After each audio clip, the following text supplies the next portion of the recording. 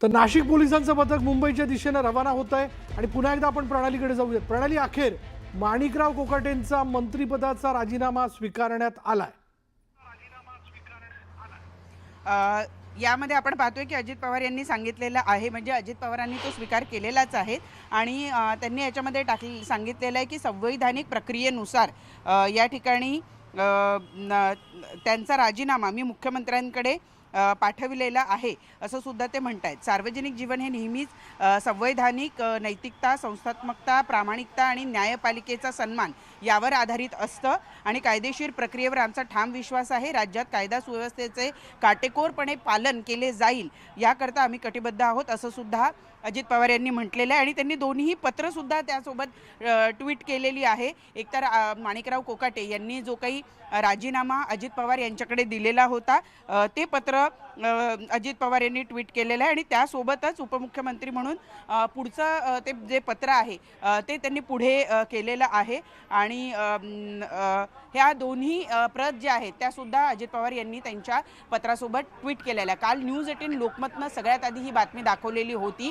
की माणिकराव कोकाटे यांनी राजीनामा दिलेला आहे आणि आज अजित पवार यांनी सुद्धा याच ठिकाणी हे स्पष्ट केलेलं आहे की राजीनामा जो आहे तो त्यांच्याकडे देण्यात आलेला होता आणि आता त्यांनी तो पुढील कारवाईसाठी मुख्यमंत्र्यांकडे पाठवला आहे। कारण माणिकराव कोकाटे हे केवळ आमदार नाही आहेत तर ते मंत्रीसुद्धा आहेत आणि त्यांच्याकडे क्रीडा खात्याचा पदभारसुद्धा होता। काल आपण पाहिलं की मुख्यमंत्र्यांनी एक पत्र काढून त्यांच्याकडचा क्रीडाचा जो पदभार होता तो काढून घेतलेला होता, परंतु ते कुठल्याही पदाचे मंत्री म्हणजे त्यांच्याकडनं मंत्रालयाचा पदभार काढलेला होता, परंतु ते मंत्रिपदावर होते।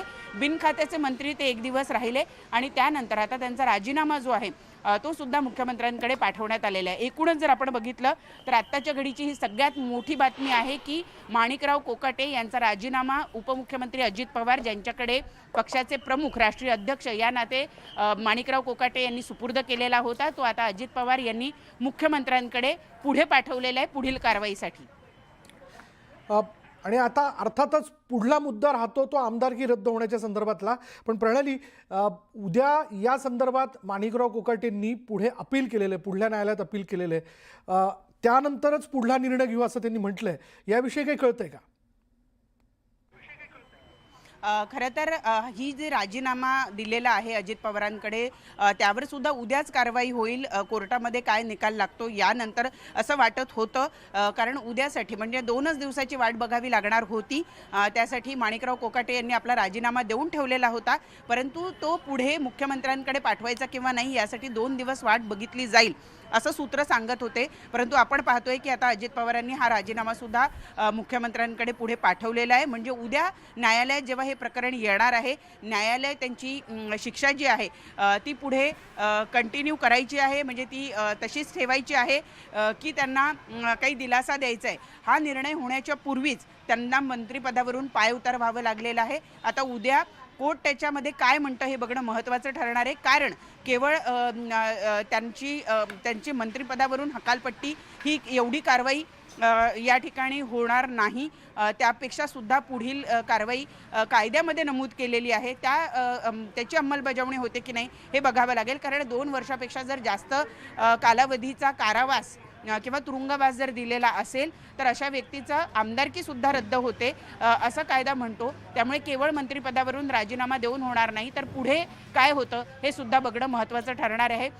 खरं तर आत्ताच थोड्या वेळापूर्वी सुनील तटकरे या ठिकाणून बैठका घेत होते आणि ते आत्ताच थोड्या वेळापूर्वी इथून रवाना झालेले आहे। त्यांना आम्ही माणिकराव कोकाटेंबद्दल विचारण्याचा प्रयत्न केला, परंतु त्या प्रश्नाचं उत्तर देण्याच्या पूर्वीच ते या ठिकाणून गेलेले होते। आत्ता आपण पाहतो आहोत की आत्ताची सगळ्यात मोठी बातमी आहे की उद्या न्यायालयामध्ये माणिकराव कोकाटे यांचं प्रकरण येण्याच्या पूर्वीच आपण पाहतो आहोत की अजित पवार यांनी त्यांच्याकडे असलेला माणिकराव कोकाटे यांचा राजीनामा हा थेट मुख्यमंत्र्यांकडे पुढील कारवाईसाठी पाठवला आहे।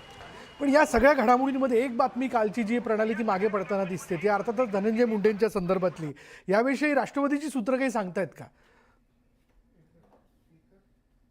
खरं तर याबद्दल राष्ट्रवादीकडून कुणीही फारसं काही बोलत नाही आहे. आज सकाळी सुद्धा जेव्हा मी सुनील तटकरे यांना याबाबत प्रश्न विचारला, त्यांना असं विचारलं की हा काही निव्वळ योगायोग असू शकत नाही की एकीकडे माणिकराव कोकाटे यांचा राजीनाम्याबद्दल चर्चा सुरू होती, त्यांचं खातं काढून घेतलं जाईल याबद्दल चर्चा सुरू होती आणि अगदी त्याच वेळेला धनंजय मुंडे हे त्यांच्या भाजप श्रेष्ठींना भेटण्यासाठी म्हणून दिल्लीमध्ये असतात आणि त्यांची भेटसुद्धा होते. काल आपण बघितलं की धनंजय मुंडे हे दिल्लीत होते आणि त्यांची भेट अमित शहा यांच्याबरोबर झाली. त्याच्यात आणखी शंकेसारखी एक गोष्ट ही सुद्धा होती की सुनील तटकरे जे कालच या सगळ्या बैठका घेण्यासाठी मुंबईत येणं अपेक्षित होते, ते कालऐवजी आज मुंबईत आले. त्यामुळं धनंजय मुंडे हे भेट घेणार आहेत अमित शहा यांची, याची त्यांना पूर्वकल्पना होती असं सुद्धा बोललं जात आहे. परंतु सुनील तटकरे यांनी मात्र हा केवळ निव्वळ योगायोग आहे. धनंजय मुंडे यांनी तब्बल महिन्याभरापूर्वीपासून अमित शहा यांची भेटीसाठी वेळ मागितलेली होती आणि काल त्यांना अचानक ती वेळ मिळाली आणि साखर कारखान्यांचा त्यांचा काही मुद्दा आहे, ज्या मुद्द्यावर बोलण्यासाठी म्हणून सहकार मंत्री या नात्यानं ते अमित शहा यांना भेटले असं सुद्धा सुनील तटकरे यांनी सांगितलं. परंतु मंत्रिपदावर वर्णी किंवा इतर कुठल्या मुद्द्यावरही बोलणं हे सुनील तटकरे यांनी टाळलेलं आहे. पण कालपासून जेवढ्या घडामोडी घडताना दिसत आहेत राष्ट्रवादीच्या गोटामध्ये, त्यावरनं एक तर लक्षात येते प्रणाली की हे घडू शकतं याची कल्पना उपमुख्यमंत्री अजित पवारांना होती. अगदीच काल परवापासून आपण पाहतो आहोत की हे स्पष्ट दिसतं आहे की असं काही होईल याची कल्पना त्यांना होती किंवा त्यांना कदाचित आधीच ज्या दिवशी निकाल लागला त्याच दिवशी त्यांना या गोष्टीबद्दल कल्पना देण्यात आलेली होती. कारण हा निकाल काही पहिल्यांदा लागलेला नाही आहे. वर्षभरापूर्वी साधारणतः वर्ष किंवा त्याच्यापेक्षा थोडा कमी कालावधी असेल, जेव्हा माणिकराव कोकाटे यांना न्यायालयानं शिक्षा सुनावली होती, त्याच वेळेला खरं तर त्यांच्या राजीनाम्याची मागणी होत होती. त्यानंतर त्यांची वादग्रस्त वक्तव्य त्यांना भोवली. त्यांच्या पदाचा भार काढून कृषी खातं दुसऱ्याला देण्यात आलं, त्यांना क्रीडा खातं देण्यात आलं. पण ही काही कारवाई पुरेशी नव्हती असं अनेकांचं म्हणणं होतं. त्याबद्दल अनेक जण विरोधक विशेषतः सातत्यानं म्हणत होते की ही कारवाई काही म्हणजे एक पदभार काढून दुसरा पदभार देणं याला काही कारवाई म्हणत नाही असं त्यांचं सातत्यानं म्हणणं होतं.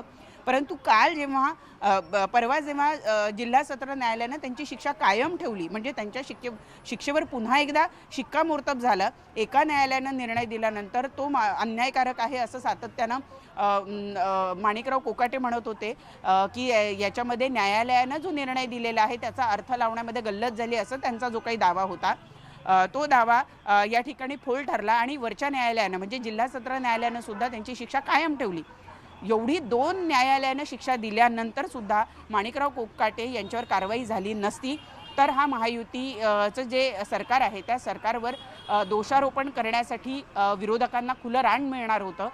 विरोधकांच्या बाबतीत जेव्हा असं काही होतं मग त्याच्यासाठी राहुल गांधींचं उदाहरण असेल किंवा इतर उदाहरणं दिली जातात की न्यायालयाने जर त्यांना शिक्षा सुनावली असेल तर ताबडतोब त्यांची खासदारकी रद्द करण्यात आलेली होती किंवा आमदारकी रद्द करण्यात आली होती. मग माणिकराव कोकाटे यांच्यावर कारवाई का नाही असा सवाल सातत्यानं विरोधक विचारत होते. आणि येत्या कालावधीमध्ये विशेषतः आता आपल्याला सगळ्यांना माहिती आहे की स्थानिक स्वराज्य संस्थांच्या निवडणुका तोंडावर आहे. असं असताना महायुतीला माणिकराव कोकाटे यांच्यावर कुठल्याही स्वरूपाची कारवाई न करणं हे भोवलं असतं, त्यांना ते त्रासदायक ठरलं असतं आणि म्हणूनच माणिकराव कोकाटे यांच्यावर ही कारवाई झालेली आपल्याला बघायला मिळते. आणि अजित पवार यांना गेल्या 2 दिवसामध्ये त्याची कल्पना होती.